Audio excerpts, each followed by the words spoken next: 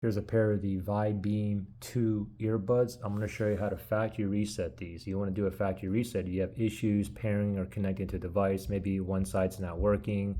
Maybe the volume's super low on one of them or both of them. Maybe you're getting static, or maybe the audio is like delayed and so on. Anyway, the factory reset is pretty simple here.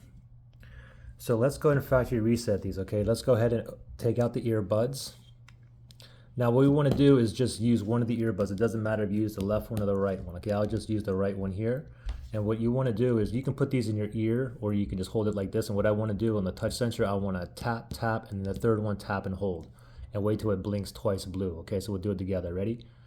Tap, tap, tap and hold. Now just keep holding and just wait for it to blink blue twice. I might have to do it again if it didn't work. Oh, there we go. It just blinked twice. Both of them blinked twice blue. Okay, so now go ahead and put it into the case. And then you just want to wait for the lights to turn off, okay? Once it turns off, just wait. Okay, once it turns off, go ahead and pull them out, and it should be in the pairing mode now, which is indicated by 2 blinking blue lights.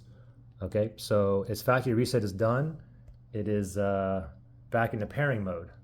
Now the thing is, before I did a factory reset, I was connected to this Android phone here. So if I want to connect back to this same Android phone, I need to go to Settings, and then I have to go to Connections, and then go to Bluetooth here. And then you can see I was currently paired here.